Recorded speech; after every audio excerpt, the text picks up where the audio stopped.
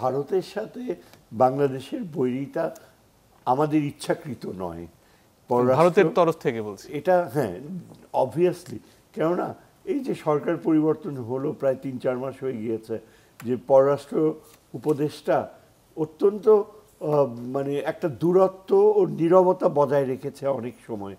ভারতের সম্পর্কে সমালোচনা করাটা তিনি অভিপ্রেত মনে করেনি, কেননা বারবার এই আশা ছিল গত 2-3 মাসে, এরকমই একটা চিন্তাধারা ছিল যে ভারত শেষ পর্যন্ত ওই হাসিনার রেজিমকে বাদ দিয়ে এই সরকারের সাথে স্বাভাবিক সম্পর্ক করবে।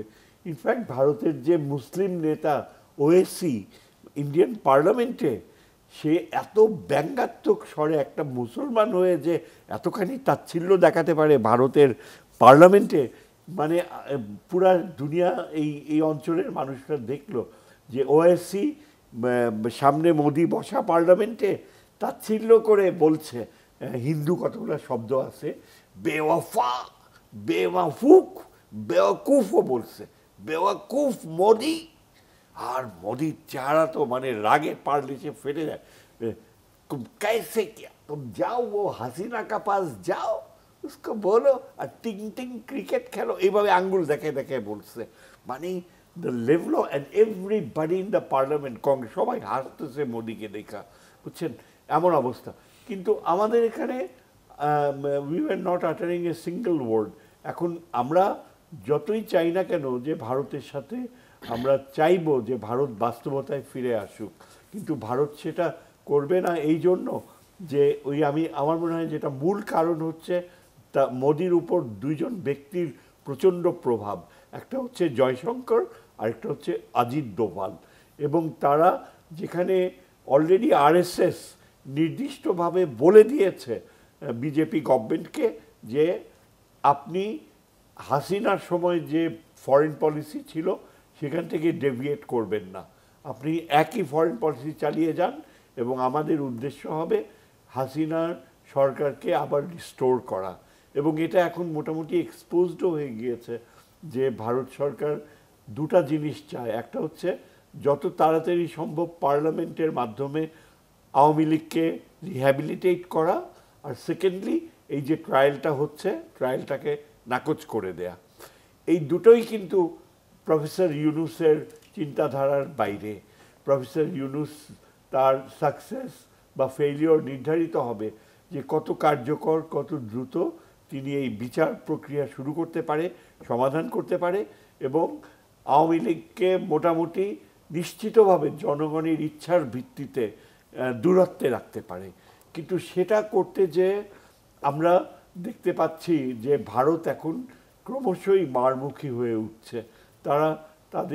আমরা যদি মনে করি ভারতীয় জনগণ সিম্প্যাথেটিক হবে, তার সংখ্যা অনেক কম। যদি পশ্চিমবাংলার ভেরিয়াস টেলিভিশন চ্যানেলসগুলো আপনি শুনেন, ইউটিউবের এসব ইয়েগুলো, সেখানে মানে ভাষা এত নিম্নমানের, পরে বাংলাদেশিদের দিকে তাক করে আজকে আমি শুনলাম বলছে যে তোদের তো পরবার কাপড়ও থাকবে না, কি পরে থাকবি, কি খাবি, এই ভাষায় কথা বলে। অথচ এটা কিন্তু এর উপযুক্ত উত্তর বাংলাদেশের তরফ থেকে পররাষ্ট্র মন্ত্রণালয় দিতে পারত, দেয়নি।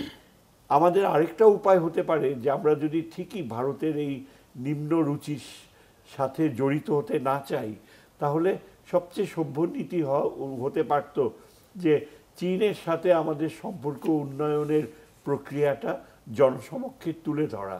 আনফর্চুনেটলি গত 3 মাসে চীনের সাথে আমাদের সম্পর্ক উন্নয়ন হওয়া, স্পেশালি তিস্তা ব্যারেজের কনস্ট্রাকশনের কাজ চীনকে দেয়া, এটা অনেক আগেই কিন্তু প্রস্তুত ছিল। চীন 2016 সাল থেকে হাসিনা প্রমিস করে এসছে যে তিস্তা ব্যারেজের কাজ চীন নেবে, এবং ওই পুরা উত্তরবঙ্গের নগরায়নের কথা চীন কিন্তু প্রেজেন্ট করেছে। কিন্তু শেষে যে আমরা দেখি যে পুরো জিনিসটা ভেস্তে গেছে। এটাই মূল কারণ যে চীন কেন সরে গিয়েছে। আজকে আমরা দেখি যে চীনকে অনুরোধ জানানো হয় যে তারা যেন তাদের ইকোনমিক জোনটা ডেভেলপ করে, কেননা আমাদের কর্ণফুলী টানেল আন্ডার ইউটিলাইজড, সেটা ভেঙে পড়বে যদি ইউজ না হয়।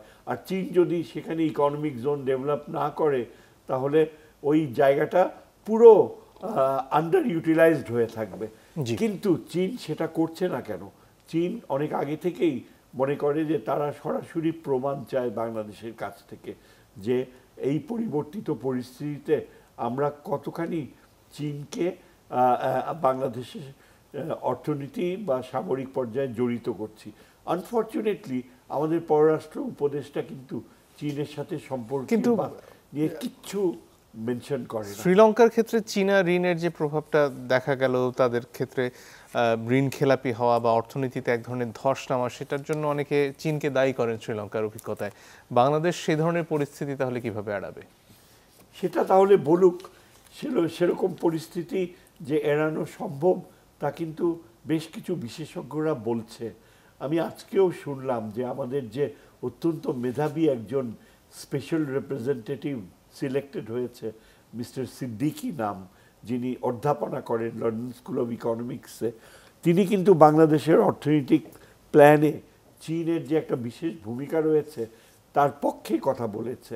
আর শ্রীলঙ্কার যে বাস্তবতা ছিল, সেটা শ্রীলঙ্কার নিজস্ব অনেক অস্বাভাবিক পরিস্থিতি ছিল। স্পেশালি যে যারা সরকার চালিয়েছে, রাজপক্ষ গোষ্ঠী, তাদের নির্বিচার যে চীনের উপর নির্ভরশীলতা, সেটা আমরা কিন্তু অনেক বেশি সচেতন ছিলাম।